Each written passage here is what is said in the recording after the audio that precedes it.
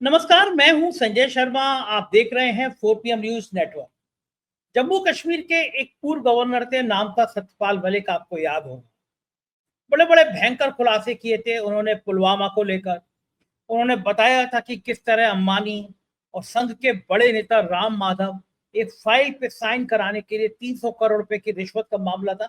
ये सारे खुलासे उन्होंने किए थे, कैसे ये लोग इन्वॉल्व थे। पूरे देश में, पूरी दुनिया में हल्ला मचा, सीबीआई जांच हुई, लेकिन राम माधव पे और अंबानी से कोई पूछताछ नहीं हुई। हाँ, सतपाल मलिक की मुसीबतें बढ़ गई।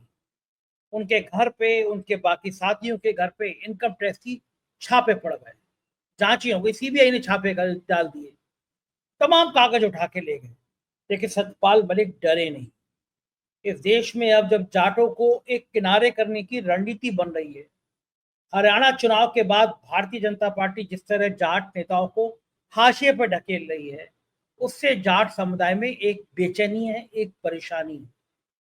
हरियाणा में जाट बनाम गैर जाट करके चुनाव तो जीत लिया गया, लेकिन अब जाट नेताओं को समझ आया कि भारतीय जनता पार्टी ने असल में उनके साथ धोखा कर दिया। जयंत चौधरी रबड़ स्टैम्प बन के बैठ गए हैं और धनखड़ जी तो बस साहिब के आगे हाथ जोड़ने के अलावा कुछ कर नहीं पा रहे। तो ऐसे में एक जाट लैंड, एक जाट सिख मुस्लिम का आंदोलन खड़ा करने की रणनीति बन रही है। तो बड़ी मजबूती के साथ सतपाल मलिक इस काम में जुटे हुए हैं कि जाटों को, मुस्लिमों को, सिखों को एक मंच पर लाया जाए, एक राजनीतिक ताकत बनाई जाए। है क्या ये रणनीति? आने वाले समय में भारत की राजनीति में इसका क्या प्रभाव पड़ेगा? इस तमाम विषयों पर मैंने सतपाल मलिक जी से बातचीत की है। बहुत शानदार बातचीत है। आपसे रिक्वेस्ट है पूरी बातचीत सुनिएगा, चैनल को सब्सक्राइब और ज्वाइन जरूर करिएगा। चलते हैं सतपाल मलिक जी के पास। 4 PM न्यूज नेटवर्क में स्वागत है सतपाल मलिक जी आपका। मुंबई में हूँ, महाराष्ट्र का चुनाव चल रहा है। आपको लोग याद करते थे, यहाँ कुछ जगह आपके कुछ भाषणों का जिक्र था, महाराष्ट्र में भी, महाराष्ट्र की राजनीति में भी। और इस समय में एक नारा बड़ा गूंज रहा है महाराष्ट्र में भी, वो है कि बटोगे तो कटोगे। और हमने हरियाणा में देखा कि ये बांटने वाली राजनीति हरियाणा से शुरू हुई, जाट बनाम गैर जाट। ये मुद्दा बड़ा हवा दी गई, बीजेपी ने इस मुद्दे को हवा दी और कामयाब भी हो गए। आपको लगता है कि इस देश में अब जाटों को थोड़ा साइडलाइन किया जा रहा है? आप एक बड़े जाट नेता के रूप में भी स्थापित हैं, समाज वादी नेता के अलावा भी। क्या लगता है कि जाटों की भूमिका कुछ संकुचित की जा रही है?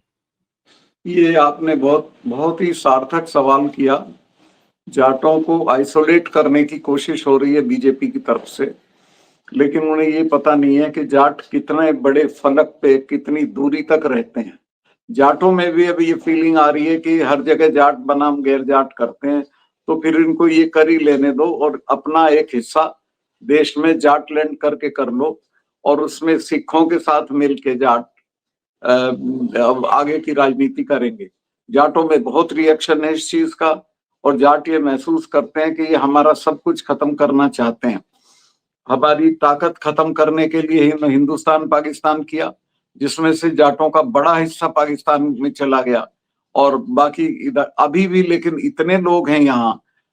पूरा गंगा के पार 5-6 कमिश्नरी हैं, और हम हैं, हरियाणा है, राजस्थान है, पंजाब है।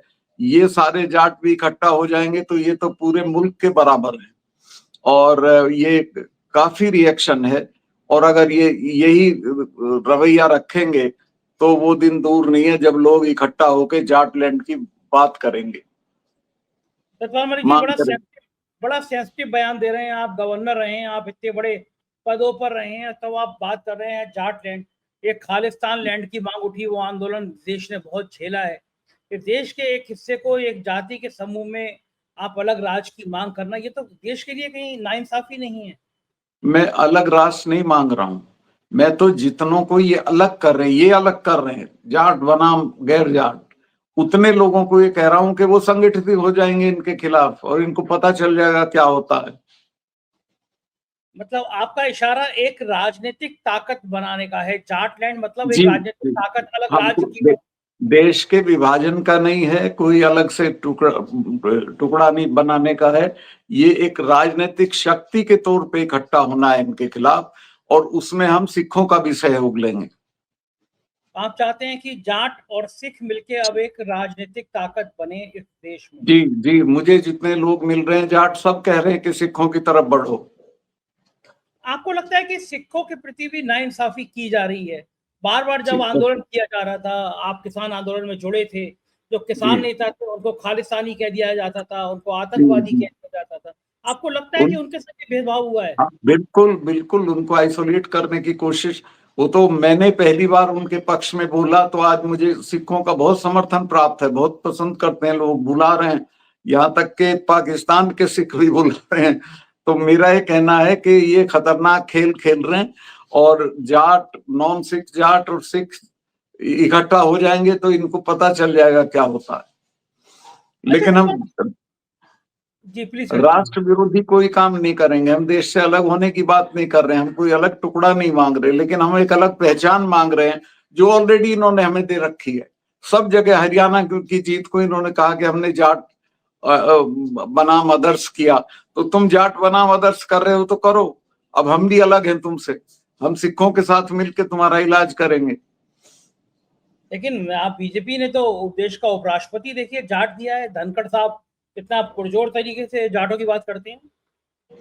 अब देखिए मैं उन पे तो कोई कमेंट नहीं करना चाहता, वो ऐसी पोजीशन पे हैं और ये करने से कभी जाट किसी को पद देने से या मुझे कोई पद दे दें उससे सेटिस्फाइड नहीं होते। पूरी कम्युनिटी के साथ आपका आचरण क्या है वो है सवाल। पूरी कम्युनिटी के लिए आप सब जगह कहते हैं जाट बनाम अदर्स करो, जाट बनाम अदर्स करो। आप भले ही ना कह रहे हो कि वो संवैधानिक पद पर है, लेकिन उपराष्ट्रपति तो खुद अपनी जाति बता रहे थे। उन्होंने कहा था एक मौके पे कि मैं जाट हूँ, जाटों का अपमान हो रहा है। लोग हैरान थे कि उपराष्ट्रपति भी जाति बताने लगे हैं। उनको कोई जाट मान नहीं रहा है, उनके गांव के जाट भी नहीं मान रहे हैं।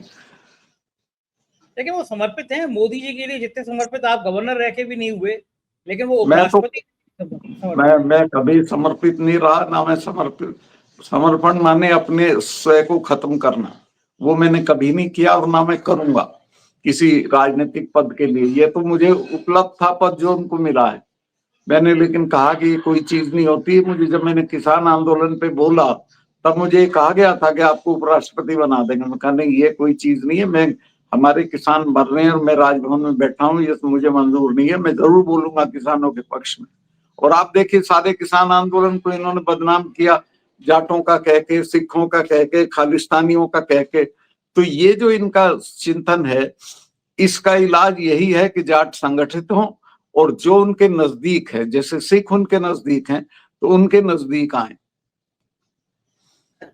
वो कह रहे हैं कि देश का सबसे बड़ा सूबा है यूपी, यूपी का जी प्रदेश अध्यक्ष भी देखो जाट है। तो जाट जी राजनीति सफाई से करती है बीजेपी। जी। नहीं, कहाँ यूपी में क्या दे रखा है जाटों को? भूपेन्द्र जाट चौधरी, कहाँ? भूपेन्द्र चौधरी एक प्रदेश। एक एक जमाने में 6 6 मिनिस्टर होते थे केंद्र में जाटों के, आज तो एक भी नहीं है। हाँ, और राज्य मंत्री, स्वतंत्र प्रभार। जयंत बाबू के बारे में आपका क्या ख्याल है? जयंत चौधरी क्या जाटों का वो तो प्रतिनिधित्व? जयंत जयंत हमारे बच्चे हैं, बेटे हैं, मैं उनके बारे में कुछ नहीं कहना चाहता। उनके लिए इतना तो इनको करना ही चाहिए था कि उसको बना दिया, पर वो जयंत ने तो नहीं कहा ना कभी जाटों को कि इनको मानो। अच्छा, आप अपनी बिरादरी के नेताओं के लिए नहीं बोलते, आप धनखड़ जी के लिए भी नहीं बोलेंगे, आप जयंत चौधरी के लिए भी नहीं बोलेंगे? नहीं नहीं, धनखड़ जी के लिए तो मैं क्या बोलूं, लोग बोलते हैं कि भाई झुका हुआ जाट और टूटी हुई खाट किसी काम की नहीं होती है, तो उनको जाट ही नहीं, उनके गांव के लोग जाट नहीं मानते हैं। आप भेज के देखो राजस्थान में, बहुत घुमाया था उनको चुनाव के पहले। ये बात तो ठीक है जयंत सर। ये बात जयंत तो के ठीक पास तो जयंत के पास तो चौधरी साहब की थाती है, उनका हम सम्मान करते हैं और उस तरह से वो कहीं भी रहेगा तो उसके प्रति हमारी शुभकामनाएं और बेस्ट विशेस रहेंगी। लेकिन क्या जयंत चौधरी को भी उतना सम्मान दिया बीजेपी ने जिसके वो हकदार थे? कहाँ दिया? उसे हर स्टेज पे अपमानित करते हैं, जहां भी चीफ मिनिस्टर या प्राइम मिनिस्टर की मीटिंग होती है उसे 6 7वें नंबर पर बिठा दिया जाता। उसका कहाँ सम्मान कर रहे हैं? और उसको राज्य मंत्री क्यों? भाई उसको फुल फ्लेजेड मिनिस्टर बनाओ। लोग बड़े मायूस हो गए। हरियाणा में सबको उम्मीद थी कि कांग्रेस सरकार बनाएगी और ये उम्मीद थी कि जाटों का बड़ा दबदबा है, इतनी बड़ी वोट बैंक है। लेकिन अगर हरियाणा जैसे राज्य में भी अगर जाट नेता स्थापित, जाट नेता कुछ जादू नहीं कर पाए, तो ये क्या माना नहीं जाना चाहिए कि अब वो जो दबदबा था जाटों का वो राजनीति में कम हुआ है, बीजेपी ने करके दिखा दिया? वो दोबारा एस्टेब्लिश होगा। मैं आपको इसीलिए इंटरव्यू दे रहा हूं कि वो समय आ गया जब जाट अपना दबदबा दोबारा कायम करके दिखाएंगे। हरियाणा में तो इन्होंने जाट बनाम अदर्स करने की कोशिश की और बोल के किया, तो जाट उसको महसूस कर गए। वो इनको हुडा को रोकना था, इसलिए उन्होंने इस तरह का किया। लेकिन कामयाब तो हो गए ना, रोक तो लिया उन्होंने, लोगों ने हाँ, हो समझा कि गया, जाट। हो गए। उसमें हम लोगों की भी गलती है, हुडा की भी गलती है, बहुत लोगों की गलतियां हैं, लेकिन उसी से सबक सीखते हैं। पूरी कम्युनिटी खड़ी हो गई है। मैं आपको इसीलिए इंटरव्यू दे रहा हूं और मैं ये आपके जरिए वार्न करना चाहता हूं कि अब समय आ गया है, इनको जाटों के साथ दुर्व्यवहार बंद कर देना चाहिए। जाट खड़े होकर इस लड़ाई को लड़ेंगे और इसको अंतिम छोर तक ले जाएंगे। अच्छा, तो आप क्या और आप करेंगे? लगाइए, जाट जाट और सिख जब इकट्ठा हो जाएंगे तो कितनी बड़ी ताकत होगी। सतपाल मलिक साहब करेंगे क्या? कोई ऑर्गेनाइजेशन बनाएंगे, कोई पॉलिटिकल पार्टी बनाएंगे, क्या करेंगे आप? ना, वो तो पॉलिटिकली तो कुछ करना पड़ेगा। अभी मेरे जहन में एकदम नहीं है कोई चीज, पर जो मुझे फीडबैक आ रहा है, लोग आते हैं मिलने, वो सब कहते हैं जी कुछ इकट्ठा होके करो। मलिक साहब, एक चीज और पूछना चाहूंगा कि इस देश जी में अब एक अलग तरह की राजनीति चल पड़ी है। जी। इस देश में 10 साल तक नारा दिया गया विकास विकास विकास, हुआ या नहीं हुआ अलग विषय है। हम देख ही रहे हैं कि देश कैसा खोखला हो गया। लेकिन अब सूबे के संवैधानिक पद पर बैठे मुखिया, उत्तर प्रदेश के मुखिया सीएम योगी आदित्यनाथ नारा देते हैं बटोगे तो कटोगे। प्रधानमंत्री उस नारे को लगभग दोहराते हैं, एक है तो सेफ है। ये जो इतने बड़े बड़े पदों पर बैठे व्यक्ति हैं, इतने हिंसक नारे को जन्म देते हैं कि हिंसक सवाल। में ये डरपोक लोग हैं, लोगों में डर पैदा करना चाहते हैं। कौन कट रहा है और कौन काट रहा है? क्यों इनको डर लगा हुआ है कटने का? कौन काट रहा है? फिजूल की बात है। ये सब आर्टिफिशियल एक फोबिया क्रिएट करके और संप्रदायों के बीच में दरार डालने का काम है। लेकिन कामयाब तो हो जाते हैं इससे। नहीं, इसमें जो डरेंगे डरेंगे, देखो जाट तो डरता नहीं, इसमें और कोई डरेंगे तो वो जाने अपनी बात। लेकिन इसका हल क्या है? इस तरह की नफरत भरी जो राजनीति है, मुसलमानों को किनारे करने की जो राजनीति है। इसका हल यही है कि इस राजनीति को परास्त किया जाए, इसके खिलाफ खड़ा हुआ जाए। और जाटों ने तय कर लिया कि हम इस राजनीति को परास्त करेंगे। आप भी सिर्फ जाट और सिख बात कह रहे हैं, आप भी मुसलमानों की बात नहीं कर रहे हैं। नहीं, मुसलमान तो स्वतः इनके साथ है। मुसलमान और जाटों का तो बहुत बढ़िया रिश्ता है। एक मैं जमाने में पश्चिमी उत्तर प्रदेश में बड़ा मजबूत रिश्ता था। मैं जब एमएलए हुआ 74 में, तो मेरी कॉन्स्टिट्यूएंसी में जाट नंबर 3 पे थे और मुसलमान नंबर 1 पे थे। मैं उन्हीं के वोट से जीता। तो वो, और चौधरी साहब के साथ भी मुसलमान उसी तरह से रहता था। पार्लियामेंट में हाईएस्ट एमपी चौधरी साहब के मुसलमान थे। अच्छा, अब क्या और लग रहा चरण है से जी। मलिक साहब, अब क्या लगता है लोग अब मुसलमानों की बात करने से डरने लगे हैं, मुसलमानों का नाम लेने से डरने लगे हैं कि हिंदू भटक जाएगा, ये लाइन बन गई है? नहीं, वो फिजूल डरते हैं। कोई डरने की बात नहीं है। ना हिंदू भटकेगा ना मुसलमान भटकेगा। और मैं आपको एक बात बताऊं, चौधरी चरण सिंह जी ने मुझे कहा था कि सतपाल, अगर महर्षि दयानंद नहीं आए होते तो जाट तो 100% सिख हो गया होता। तो मुसलमान तो हो नहीं सकता। काफी हो गया था मुसलमान जो पाकिस्तान में है, लेकिन बाकी बचा सब सिख हो जाता। तो जाटों के साथ इनका दुर्व्यवहार बहुत पहले से रहा है। मलिक साहब, प्रधानमंत्री जी के भाषणों में अब वो उत्तेजना कोशिश करते हैं, लेकिन अब वो थकाव, वो गिरावट देखने को मिलती है। अब वो नहीं, उनकी उनकी परफॉर्मेंस इतनी हल्की है, बेकार है कि लोग उनसे छिक गए। अब कोई उनका भाषण सुनता भी नहीं है। परफॉर्मेंस के नाम पे उन पे कुछ नहीं है। किसानों में अभी भी हाहाकार है, एमएसपी कह के भी लागू नहीं की है। और नौजवानों में बेरोजगारी का भयानक संकट है। तो उन पे अब कोई उत्तेजना वाली बात है नहीं करने की। अच्छा, एक एक जमाना था जब वो उनका पोस्टर ही कोई भी चुनाव जिता दिया करता था, और अब मामला इतना ग्राफ नीचे आ गया। इसका सबसे बड़ा कारण क्या है? प्रधानमंत्री का जादू खत्म क्यों हो गया? उसका कारण है परफॉर्मेंस। परफॉर्मेंस तो 0% है उनकी, कुछ है ही नहीं। तो जादू कहां से कह लिया है, आप एक बार बहका लेंगे, 2 बार बहका लेंगे, लेकिन लगातार तो नहीं बहका सकते लोगों को। मैं मुंबई में था 2 दिन पहले, वो मुंबई आए थे प्रधानमंत्री जी, और अपनी रैली में धारा 370 का जिक्र कर रहे थे। ये कांग्रेस धारा 370 जो है वो ले आई थी, देखिए हमने हटा कर दिखा दी। लेकिन चुनाव होने के बाद आज अभी भी कश्मीर को पूर्ण राज्य का दर्जा क्यों नहीं दे रहे हैं लोग? क्या लगता है? आप तो गवर्नर रहे हैं वहां के। देखिए, मैं वो धारा मेरे दस्तखत से हटी थी 370। इन्होंने क्या किया था, वो तो मैं वहां गवर्नर था और असेंबली नहीं थी, तो मेरी सिफारिश पे हटनी थी, मैंने साइन किए थे।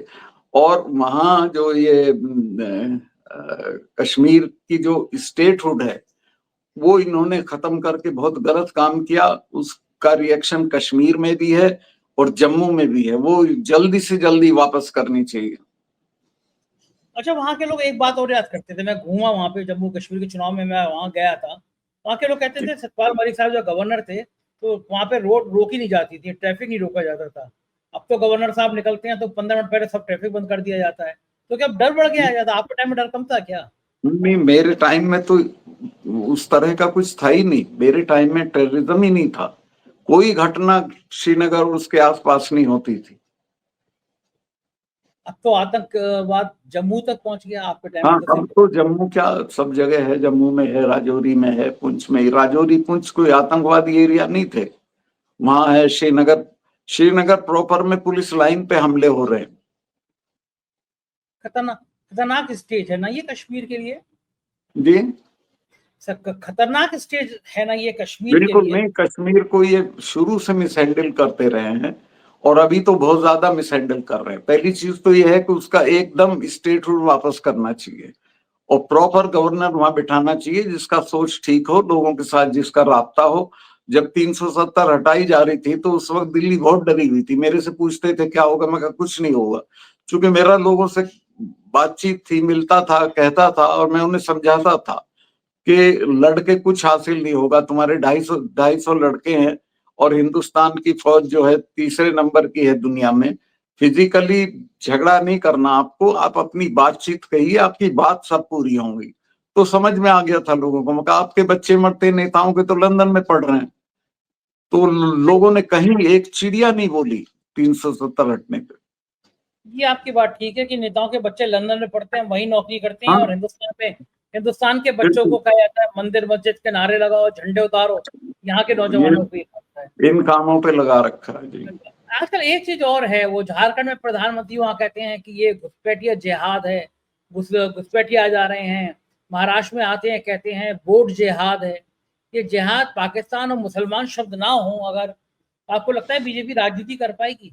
बीजेपी तो म्यूनिसिपैलिटी का चुनाव भी बिना मुसलमानों का नाम लिए, पाकिस्तान का नाम लिए नहीं लड़ती है। लेकिन ये जो आप कह रहे हैं ना, ये ज्यादा दिन नहीं चलेगा। पीएम की भी जो चमक है वो इसी पे खत्म हुई। जो बातें वो बोलते थे वो सब खुलती चली गई लोगों की। कितने दिन बहकाओगे आप लोग। पर ठीक है, आपका तो संपर्क महाराष्ट्र में भी बहुत है, आपके पास क्या फीडबैक है महाराष्ट्र और झारखंड के चुनाव को लेकर? महाराष्ट्र में 100% हार रहे हैं, झारखंड में भी हार रहे हैं। महाराष्ट्र में तो मैं उद्धव ठाकरे साहब से मिल के आया था और मैंने उन्हें कहा था कहीं मेरी जरूरत हो मैं जरूर आऊंगा। अच्छा, आपको लगता है कि महाविकास आघाड़ी अगर उद्धव ठाकरे को सीएम का फेस बनाती तो ज्यादा कामयाब रहती? वो ऐसा इशू है जिसपे मुझे नहीं बोलना चाहिए, पर वो एक स्वाभाविक नेता है आघाड़ी के। राहुल गांधी का हेलीकॉप्टर रोक लिया जा रहा है, उनका बैग चेक किया जा रहा है, कांग्रेस बड़ा देखिए, रिएक्ट। बैग तो प्रधानमंत्री का भी चेक हो गया, पर राहुल गांधी बहुत सावधानी से, बहुत संयम से काम ले रहे हैं, बहुत अच्छे रास्ते पे जा रहे हैं, वो बहुत दूर तक जाएंगे। कांग्रेस और खासतौर से राहुल गांधी दो बात कर रहे हैं, उद्योगपतियों पर हमला बोल रहे हैं और कह रहे हैं कि जाति जनगणना होनी चाहिए। आपको क्या जी लगता है जाति जनगणना का मुद्दा इस देश में इतना बड़ा हो पाएगा कि राजनीतिक नहीं, रूप से हर पार्टी में बश हो जाए? नहीं, बहुत बहुत इम्पोर्टेंट है। इसमें आप देखिए जातियों को कोई हिस्सेदारी नहीं मिली हुई। जो जातियां बड़े नंबर में ज्यादा हैं तो उनके साथ कितने दिन अन्याय करोगे? तब करोगे जब वो सड़कों पे आ जाएंगे। जब राहुल गांधी कह रहे हैं उसी वक्त न्याय करो उनके साथ। अच्छा, बिल्कुल ईमानदारी से बताइए, किसान नेता आपके पास आते हैं, कुछ किसान थोड़े हताश नहीं हो गए कि उनकी जो मांगे थी एमएसपी इस समय सारी वो मांगे पूरी नहीं हो पाई? अब क्या बड़ा मुश्किल नहीं है? एक साल तो इतना जबरदस्त आंदोलन चला दिया, 700-800 किसान शहीद हो गए। अब आप दोबारा कह रहे हैं कि संगठित होकर हम एक राजनीतिक ताकत बनेंगे। इतना आसान है क्या राजनीतिक ताकत बन जाना, आंदोलन खड़ा बिल्कुल, करना? देखिए इसमें एक चिंगारी लगने की जरूरत होती है। इस वक्त बहुत असंतोष है किसानों में, और किसी भी दिन किसान आंदोलन बड़ा खड़ा हो जाएगा। सत्पाल मलिक साहब, देश के नौजवान भी बड़ा परेशान है। बेरोजगारी की समस्या देश में बहुत विकराल रूप ले रही है। क्या लगता है, बहुत, आप अगर सत्ता में होते तो आपके पास क्या सुझाव था? क्या करें, नौजवानों को कैसे नौकरी मिले? देखिए 101 रास्ते हैं नौकरी काम देने के। नौकरी चीज नहीं होती, काम काम देने के बहुत रास्ते हैं, अगर नीयत ठीक हो सरकार की। जैसे प्रधानमंत्री तो कहते हैं पकौड़ा तलने, भाई ये काम होता है, रोजगार होता है। उनका पकौड़ा तल के काम चल गया, लेकिन हर आदमी तो पकौड़ा नहीं तल सकता ना, वो भी एक आर्ट है। लेकिन जो काम वो कर सकते हैं वो काम उन्हें दिया जा सकता है। आपने मलिक साहब, आपने देश के इतने बड़े बड़े नेताओं के साथ काम किया, जी, इतने मंत्री थे, इतने प्रधानमंत्री थे। कभी किसी प्रधानमंत्री की भाषा का स्तर इतना गिरा हुआ देखा आपने? मंगलसूत्र, मुसलमान अब तुम्हारी बेटी भी उठा के ले जाएंगे, ये क्यों देखिए ऐसा? ये प्रधानमंत्री में सब तरह की गिरावट है, भाषा की भी, चिंतन की भी, व्यवहार की भी। अब आप ये देखिए कि मैंने इनका विरोध किया तो यही हद तक गए कि मेरी सारी सिक्योरिटी वापस ले ली, मुझे मकान नहीं दिया, मेरे पूरे जितने मेरे सहयोगी हैं सबके यहाँ रेड कराए इन्होंने। मेरा गांव में 250 साल पुराना मकान है, वहां भी सीबीआई की रेड हुई। शिकायत मैंने की थी, कंप्लेंट मैंने की थी कि कश्मीर में इस तरह का करप्शन था, मुझे ऑफर किया गया। उनकी आज तक जांच नहीं हुई, मेरी उल्टे इन्होंने जांच करा दी, मिला कुछ नहीं। भाई इन्होंने मुझे पूरा प्रताड़ित करने की कोशिश की। आज मेरे पास एक सिपाही है, कोई सिक्योरिटी नहीं है, जबकि मैं कश्मीर में 370 जिसकी कलम से हटा हो, उसे तो पाकिस्तान से भी खतरा है, कश्मीर मिलिटेंट से भी खतरा है, लेकिन कोई सिक्योरिटी नहीं है। और ये समझते हैं कि मैं इनके सामने खुशामद करूंगा सिक्योरिटी के लिए। मैं तो जब कहीं निकलता हूँ, किसानों के 10-20 लड़के अपने आप चल देते हैं मेरे साथ। आपको डर नहीं लगता? बिल्कुल नहीं। डरना तो देखो, आप माफ करना, फिर कहेंगे जाति की बात, जाट डरता ही नहीं है। जाट मुझे कभी डर नहीं लगता और किसी से नहीं लगता। दूसरे के डर उसे लगता है जिसके दुश्मन होते हैं, मेरा कोई दुश्मन नहीं। मैं व्यवहार कुशल आदमी हूँ, सबसे मिलके चलता हूँ, किसी का अपमान नहीं करता हूँ, और मुद्दों पे लड़ता हूँ, इसलिए लोग समझते हैं कि ठीक है। बड़ा हैरानी होती है कि आप जब गवर्नर थे तो आपने इतना भयंकर खुलासा किया था कि 300 करोड़ की रिश्वत देने की जी, ऑफर था आपके पास। अंबानी और एक राम माधव जैसे बड़े नेता का, संघ के नेता का नाम सामने आया था। वो जांच आज तक पूरी नहीं हुई, आप प्रताड़ित हो गए। जांच नहीं, उनसे पूछताछ भी नहीं हुई, उनसे तो पूछताछ भी नहीं। मेरी जरूर मेरी कर दी सीबीआई जांच इन्होंने, मेरे सारे घर के सब ले गए उठा के, सब सामान, लैपटॉप तो मेरे में नहीं था, मेरे बेटे का ले गए। फिर मेरे फोन ले गए, मेरे जो कर्मचारी हैं सबके फोन जमा है सीबीआई। और राम माधव से और अंबानी बंधुओं से आज तक परेशान बातचीत नहीं हो पाई। वो तो वैसे के वैसे ही हैं, उन्हें फिर भेज दिया कश्मीर का इंतजाम करने के लिए। क्या है, कैसा है लोकतंत्र, लेकिन बलिहारी है। बहुत बहुत शुभकामनाएं और शुक्रिया, आपने हमें इतना समय दिया। नहीं धन्यवाद। नहीं, आप, मैं इस मुद्दे पे जो मैंने इशू उठाया है, मैंने सोचा, इनसे बात हो रही थी मेरी पुष्पेंद्र जी से, इन्होंने भी कहा कि सबसे मौजूद आदमी जो हैं शर्मा जी हैं, उनसे उनको पहले दिया जाए, वो इसको फैला देंगे, तो इसको जरा बम की तरह फैला दीजिए। ठीक है, नमस्कार। Thank you. ये थे सत्यपाल मलिक जी, और मुझको यकीन है कि इस बहादुर नेता की बात आपको पसंद जरूर आई होगी। अपना प्यार बनाए रखिएगा। Thank you.